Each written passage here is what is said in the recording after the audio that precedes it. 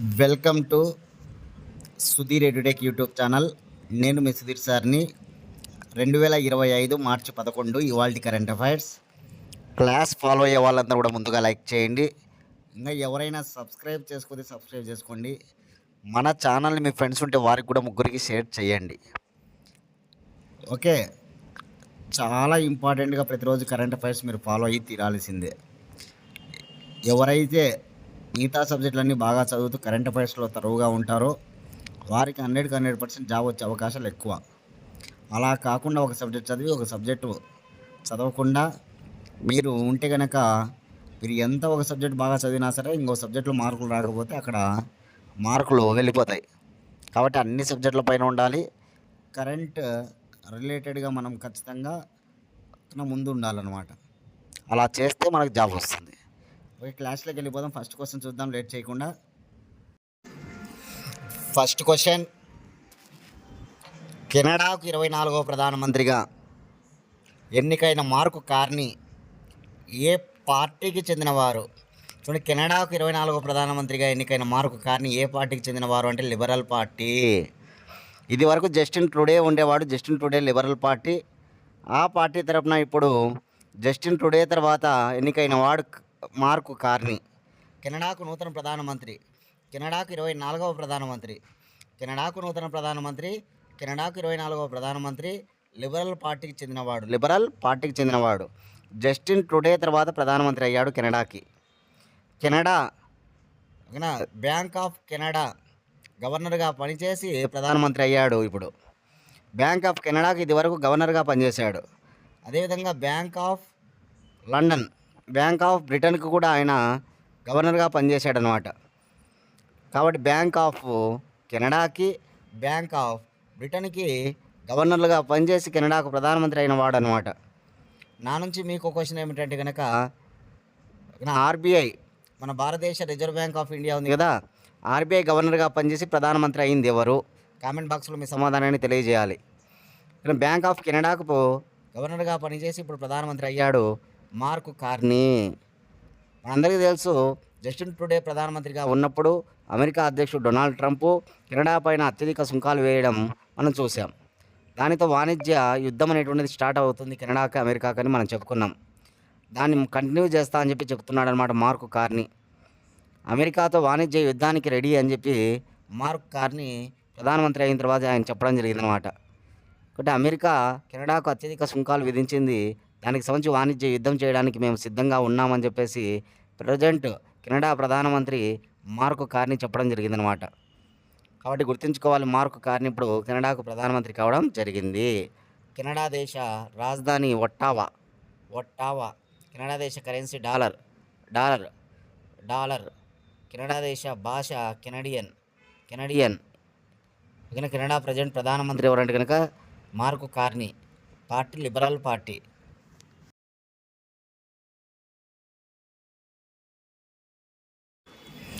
Second question, 12వ exercise Khanjar 2025ను ఏ రెండు దేశాల మధ్య జరిగినది? చూడండి, కంజార్ ఎక్సర్సైజ్ ఏ రెండు దేశాల మధ్య నిర్వహించబడుతుంది? భారత్ అండ్ కిర్గిస్తాన్ దేశాల మధ్య జరిగేటువంటి జాయింట్ మిలిటరీ ఎక్సైజ్ అనమాట. సంయుక్త సైనిక వ్యాయామము అంటాం. రెండు దేశాల మధ్య జరుగుతుందన్నమాట. ఈ ఎడిషన్ 12 అనమాట, 12వ ఎడిషన్.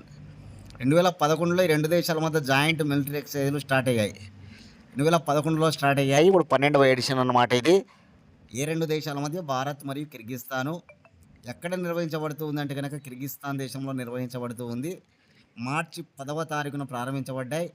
మార్చి 23వ తేదీ వరకు జరుగుతాయి అన్నమాట ఈ కాంజార్ ఎక్సర్సైజ్. భారత్ మరియు కిర్గిస్తాన్ దేశాల యొక్క సైనిక వ్యాయామం అన్నమాట. ఇది చాలా ఇంపార్టెంట్, గుర్తుపెట్టుకోవాలి. ఎడిషన్ ఎన్నవది? 12వది. నా నుంచి మీకు క్వశ్చన్ ఏమిటంటే కనుక ఇటీవల ధర్మా గార్డియన్ జరిగింది. ఏ రెండు దేశాల మధ్య ధర్మా గార్డియన్ జరుగుతుంది? కామెంట్ బాక్స్లో మీ సమాధానాన్ని తెలియజేయండి. మన దేశం ఇతర దేశాలతో గొప్ప సంయుక్త సైనిక వ్యాయామాలు జరుపుతుంది.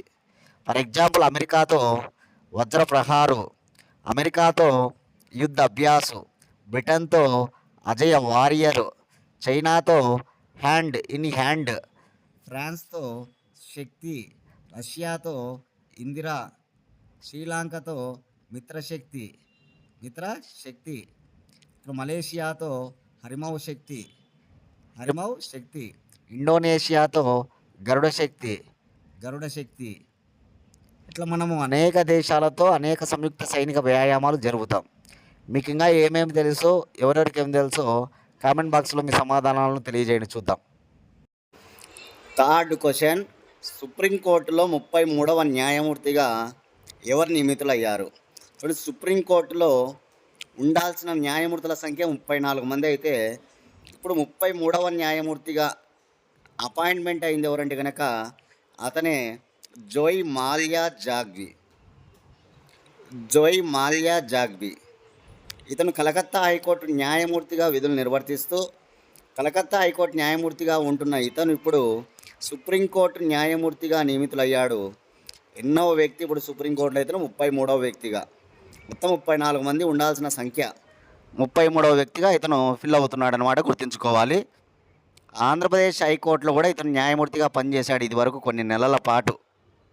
ఆంధ్రప్రదేశ్లో కూడా ఆంధ్రప్రదేశ్ హైకోర్టులో కూడా పనిచేశాడు ఇదివరకు కొన్ని నెలల పాటు ఈ Joy Mallya జాగ్బీ.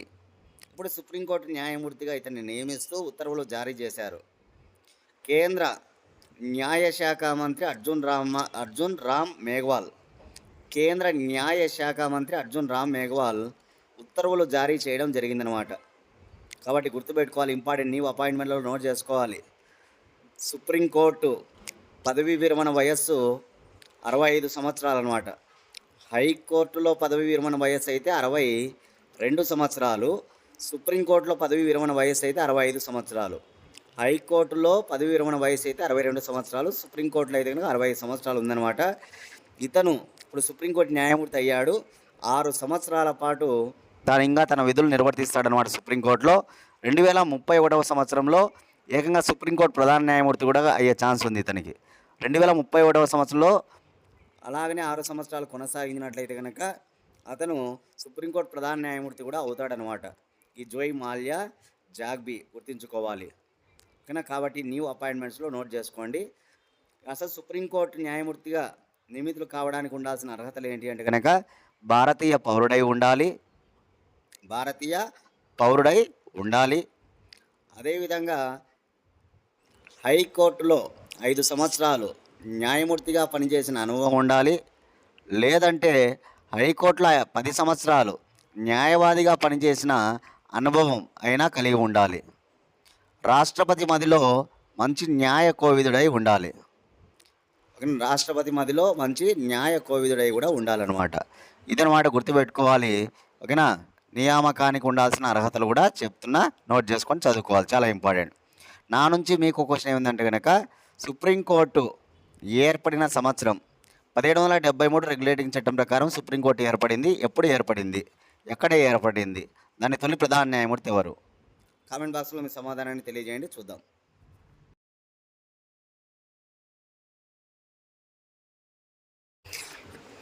Question number 4, IoT పరిజ్ఞానంతో వేలకు మాత్రలు అందించే డిస్పెన్సర్ను అభివృద్ధి చేసిన సంస్థ ఏది? చూడండి, వేలకు మాత్రలు అందించేటువంటి ఒక డిస్పెన్సర్ను అభివృద్ధి చేసింది ఒక సంస్థ. ఆ సంస్థ ఏది అంటే కనుక MIT world peace university. MIT world peace university ఎక్కడ ఉంది? ఎంఐటి వరల్డ్ పీస్ యూనివర్సిటీ అంటే పూణేలో ఉంది. పూణేలో గల ఈ ఎంఐటి వరల్డ్ పీస్ యూనివర్సిటీ శాస్త్రవేత్తలు ఐఓటీ పరిజ్ఞానంతో, ఐఓటీ ఆధారిత, ఐఓటీ అంటే ఇంటర్నెట్ ఆఫ్ థింగ్స్, ఐఓటీ ఆధారిత వేలకు ట్యాబ్లెట్లు అందించేటువంటి ఒక పిల్ డిస్పెన్సర్ను అభివృద్ధి చేయడం జరిగిందనమాట. డాక్టర్లు ఏం చేస్తారంటే కనుక మనకు ట్యాబ్లెట్లు ఇవి వాడాలి, సమయానికి వాడాలి, ఈ సమయానికి వాడాలని చెప్తారు. అలా ఒక డిస్పెన్సరే అదంతా కూడా చూసుకుంటుందన్నమాట ఆ రోగిని. ఇక టైంకు సంబంధించి సమయానుకూలంగా ఆ మాత్రలు అందిస్తుందన్నమాట. కాబట్టి ఈరోజు గుర్తుపెట్టుకోవాలి, ఒక గొప్ప సంస్థ వార్తల్లో ఉంది. అదే ఎంఐటి వరల్డ్ పీస్ యూనివర్సిటీ అనమాట. కాబట్టి గుర్తుంచుకోండి, సైన్స్ అండ్ టెక్నాలజీలో ఒక ఇంపార్టెంట్ విషయం ఇది. డైరెక్ట్ బిట్ అడుగుతారు దీనిపైన. ఓకేనా, మళ్ళీ ఓకేనా గుర్తుంచుకుంటే సరిపోతుంది. Question number 5. 2025 మార్చి 11, మార్చి 12 తేదీలలో నరేంద్ర మోడీ ఏ దేశ జాతీయ ఉత్సవాలలో పాల్గొన్నాడు? చూడండి, ఈరోజు మార్చి 11 కదా. ఈరోజు ఇప్పుడు ఎక్కడ ఉన్నాడు ప్రధానమంత్రి నరేంద్ర మోడీ అంటే మారిషస్ దేశంలో ఉన్నాడు. మారిషస్ దేశానికి వెళ్ళడానికి గల కారణం ఏమిటి అంటే కనుక, ఆయన మారిషస్ దేశ జాతీయ వేడుకల్లో పాల్గొంటున్నాడు అనమాట. వారికి ప్రతి ఏటా జాతీయ వేడుకలు జరుగుతాయి. ప్రతి దేశానికి ఒక జాతీయ దినోత్సవం ఉన్నట్టు మారిషస్ కూడా ఒక జాతీయ దినోత్సవం ఉంది. కాబట్టి మారిషస్ దేశ జాతీయ వేడుకలలో భాగంగా మారిషస్ ప్రధానమంత్రి నవీన్ రామ్ గులాం గారు ఆహ్వానించారనమాట ప్రధానమంత్రి నరేంద్ర మోడీని. దానిలో భాగంగా నరేంద్ర మోడీ మారిషస్కు వెళ్ళాడు. 2 రోజుల పర్యటన అనమాట. కాబట్టి గుర్తుంచుకుంటే సరిపోతుంది పాయింట్. మారిషస్ దేశ రాజధాని పోర్ట్ లూయిస్. మారిషస్ దేశ భాష ఇంగ్లీష్. మారిషస్ దేశ కరెన్సీ రూపీ. మారిషస్ ఏ దేశంలో, ఏ ఖండంలో భాగం అంటే కనుక ఆసియా ఖండంలో భాగంగా మారిషస్ అనే దేశం ఉంది. మారిషస్ ప్రెసిడెంట్ ఎవరంటే గోకుల్.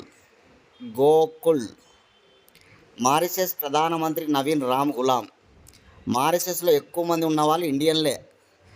భారత సంతతికి చెందిన వాళ్ళే ఎక్కువ మంది ఉంటారు మారిషస్లో. ఎక్కువ మంది హిందువులే ఉన్నారు. ఎక్కువ మంది ఉన్నవాళ్ళు ఇండియన్లే. ఎక్కువ మంది ఉన్నటువంటి వాళ్ళు మతానికి సంబంధించి హిందువులు ఎక్కువ మంది ఉంటారనమాట. నా నుంచి మీకు ఒక క్వశ్చన్ ఏమిటంటే కనుక, ఇటీవల ప్రధానమంత్రి నరేంద్ర మోడీ మారిషస్కు ముందు ఫ్రాన్స్ దేశంలో, అమెరికా దేశంలో పర్యటించాడు. ఫ్రాన్స్ దేశంలో పర్యటించడానికి గల కారణం ఏమిటి? అమెరికా దేశంలో పర్యటించడానికి గల కారణం ఏమిటి? కామెంట్ బాక్స్లో మీ సమాధానాన్ని తెలియజేయండి. అందరూ కూడా చూద్దాం.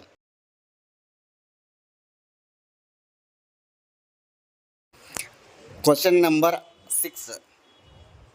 సైనిక దళాలు మోటార్ సైకిళ్లపై 3900 కిలోమీటర్ల ప్రయాణం చేసే యాత్ర ఏది? చూడండి, సైనిక దళాలు మోటార్ సైకిళ్ల పైన 3900 కిలోమీటర్ల ప్రయాణం చేయబోతున్నారు. ఆ సుదీర్ఘ యాత్ర ఏది అంటే కనుక ఇక్కడ శౌర్య యాత్ర. భారతదేశానికి చెందిన సైన్యం 3900 కిలోమీటర్ల ప్రయాణం చేయబోతుందన్నమాట. ఎక్కడ ప్రారంభించబడి ఎక్కడ పూర్తవుతుంది అంటే ఇది అరుణాచల్ ప్రదేశ్లోని చాంగ్లాంగ్ జిల్లాలోని విజయనగర్ అనే ప్రాంతంలో ప్రారంభించబడింది. చాంగ్లాంగ్ జిల్లా విజయనగర్ అనే ప్రాంతంలో ప్రారంభించబడింది. అస్సాం రైఫిల్కు చెందినటువంటి మాజీ ఉద్యోగి పదం సింగ్ జెండా ఊపి ఈ యాత్ర ప్రారంభించడం జరిగింది. ఐక్యత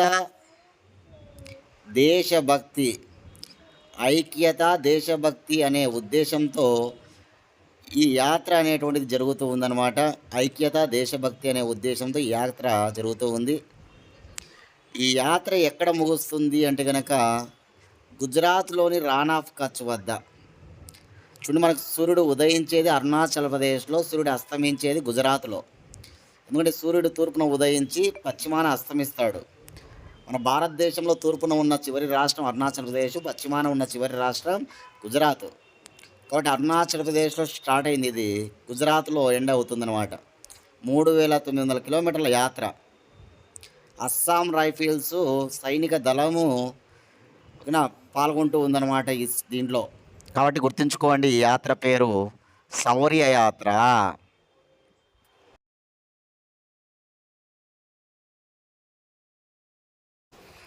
క్వశ్చన్ నెంబర్ 7.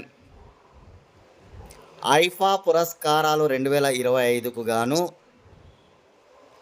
ఉత్తమ చిత్రం అవార్డు అందుకున్నదేది? ఉత్తమ చిత్రం లపాతా లేడీస్. చూడండి, రాజస్థాన్ జైపూర్లో ఐఫా పురస్కారాల ప్రధానోత్సవం అంగరంగ వైభవంగా జరిగింది. కాబట్టి నేటి రోజున డిజిటల్ విభాగంలో ఏమేమి వచ్చినాయని చెప్పిన, డిజిటల్ విభాగంలో ఉత్తమ చిత్రం, ఉత్తమ దర్శకుడు, ఉత్తమ నటుడు, ఉత్తమ నటి, ఉత్తమ సహాయ నటుడు, సహాయ నటి, ఉత్తమ కథ. కామెంట్ బాక్స్లో మీ సమాధానాన్ని తెలియజేయండి, చూద్దాం. సరే, ఇప్పుడు ఏంటి ఓవరాల్గా సినిమాల డిజిటల్ విభాగం కాకుండా సినిమాల పరంగా ఉత్తమ చిత్రం ఏదంటే కనుక లపాతా లేడీస్. లపాతా సినిమా దర్శకురాలు కిరణ్ రావు. ఈ కిరణ్ రావుకు కూడా ఉత్తమ దర్శకురాలిగా అవార్డు దక్కిందనమాట. ఉత్తమ చిత్రంగా లపాతా లేడీస్, ఉత్తమ దర్శకురాలిగా కిరణ్ రావు అవార్డులను అందుకున్నారు. ఇంకా ఉత్తమ నటుడు, ఉత్తమ నటనకు గాను ఎవరికి వచ్చిందంటే కనుక కార్తిక్ ఆర్యన్కు వచ్చింది. చిత్రం బూల్ బులాయా 3 అనేటువంటి చిత్రంలో అద్భుతమైన నటనకు కార్తిక్ ఆర్యన్కి ఉత్తమ నటుడిగా అవార్డు అందుకున్నాడు. ఇక ఉత్తమ నటిగా అవార్డు అందుకునేది ఎవరంటే కనుక నితాన్సీ గోయల్ ఏ సినిమాలో అద్భుతమైన నటనకు ఉత్తమ నటిగా అవార్డు అందుకునిందంటే కనుక లపాతా లేడీస్. నితాన్సీ గోయల్ అన్నమాట, గుర్తుంచుకోవాలి. అదేవిధంగా ఓకేనా, చాలా గొప్పగా ఉత్తమ సహాయ నటుడిని కూడా మనం గుర్తుపెట్టుకోవాలి. లపాతా లేడీస్లో ఉత్తమ సహాయ నటుడిగా నటించినటువంటి రవికిషన్, ఉత్తమ సహాయ నటుడు రవికిషన్. చిత్రం వచ్చేసి లపాతా లేడీస్. ఉత్తమ సహాయ నటి జానకి జోడీవాలా. బెస్ట్ సపోర్టింగ్ యాక్ట్రెస్ ఎవరు? జానకి జోడీవాలా. చిత్రం వచ్చే సైతాన్ సినిమాలో అద్భుతమైన నటనకు గాను సహాయ నటిగా అవార్డు అందుకునింది జానకి జోడీవాలా. లపాతా లేడీస్కు ఏకంగా 10 అవార్డులు వచ్చాయన్నమాట. 10 అవార్డులు వచ్చాయి లపాతా లేడీస్కి. అత్యధికంగా లపాతా లేడీసే 10 అవార్డులు అందుకుంది అనమాట. ఇప్పటికే నేను ఏం చెప్పా, ఉత్తమ చిత్రం చెప్పిన, ఉత్తమ దర్శకుడు చెప్పిన, అదేవిధంగా ఉత్తమ నటి కూడా దీని నుంచే కదా లపాతా లేడీస్లో నటనకే నితాన్సీ గోయల్ అనమాట. కాబట్టి ఇట్లా 10 విభాగాల్లో అవార్డులు దక్కినాయన్నమాట. క్వశ్చన్ నెంబర్ 8, హైకోర్టు తీర్పును అమలు చెయ్యరా అని ఏ అధికారులపై సుప్రీంకోర్టు ఆగ్రహం వ్యక్తం చేసింది? హైకోర్టు తీర్పును అమలు చేయరా అని ఏ అధికారులపై సుప్రీంకోర్టు ఆగ్రహం వ్యక్తం చేసిందంటే కనుక జమ్మూ కాశ్మీర్లోని అధికారులపై సుప్రీంకోర్టు ఆగ్రహాన్ని వ్యక్తం చేసిందనమాట. కారణం ఏమిటంటే కనుక గ్రామీణాభివృద్ధి విభాగంలో 14 నుంచి 19 సంవత్సరాల నుంచి గ్రామీణాభివృద్ధి విభాగంలో దినసరి కూలీలను 2007లో క్రమబద్ధీకరిస్తూ జమ్మూ కాశ్మీరు హైకోర్టు తీర్పు వెలువరించిందనమాట. ఎన్ని సంవత్సరాల అంటే 14 నుంచి 19 సంవత్సరాల పాటు దినసరి కూలీలు ఎవరైతే ఉంటారో వారిని క్రమబద్ధీకరిస్తూ 2007లో తీర్పు ఇచ్చింది జమ్మూ కాశ్మీర్ హైకోర్టు. ఆ తీర్పును అక్కడ అధికారులు ఎవరు కూడా అమలు చేయడం లేదనమాట. కాబట్టి ఇప్పుడు సుప్రీంకోర్టు ఆగ్రహాన్ని వ్యక్తం చేసింది.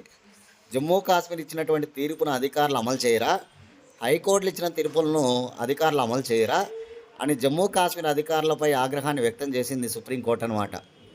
గ్రామీణాభివృద్ధి విభాగంలో 14 నుంచి 19 ఏళ్ళు పనిచేసిన వారిని 2007లో క్రమబద్ధీకరించిందనమాట అక్కడ. అందుకని చెప్పేసి ఇది అనమాట తీర్పు, గుర్తుంచుకోవాలి. చాలా చాలా ఇంపార్టెంట్ తీర్పులు కూడా.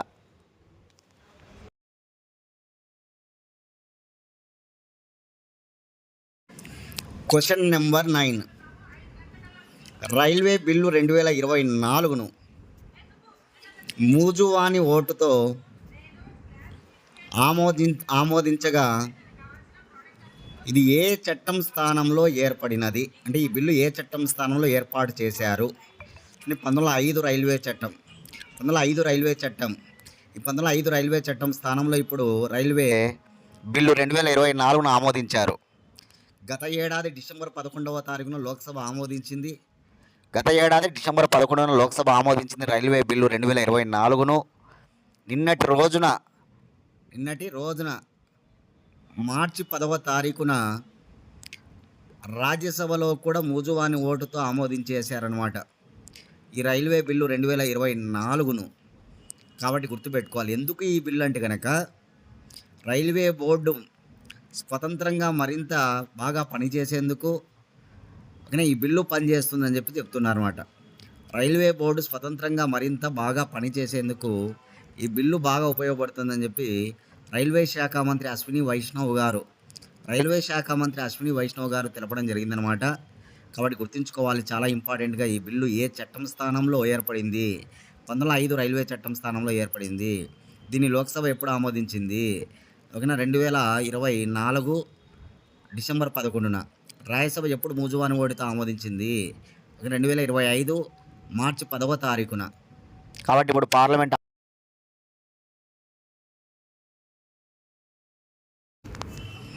Last question. 2025 మార్చి 10న అమెరికా జపాన్పై రెండవ ప్రపంచ యుద్ధంలో జరిపిన దాడికి ఎన్నేళ్ళు పూర్తి అయినది? చూడండి, 2025 మార్చి 10 నాటికి జపాన్ దేశ రాజధాని టోక్యో పైన అగ్రరాజ్యం అమెరికా ఆ రోజు క్లస్టర్ బాంబులను విసిరింది రెండవ ప్రపంచ యుద్ధంలో భాగంగా. 1945 మార్చి 10న 10వ తారీఖున క్లస్టర్ బాంబులను వేల సంఖ్యలో విడిచిందనమాట టోక్యో నగరం పైన. దాని వలన ఆ రోజు ఏకంగా జపనీయులు లక్ష మంది చనిపోయారనమాట. జపనీయులు రెండవ ప్రపంచ యుద్ధంలో భాగంగా మార్చి 10, 1945 టోక్యో నగరంలో 1,00,000 మంది జపనీయులు మరణించినట్టుగా మనకి చెబుతూ ఉన్నారనమాట.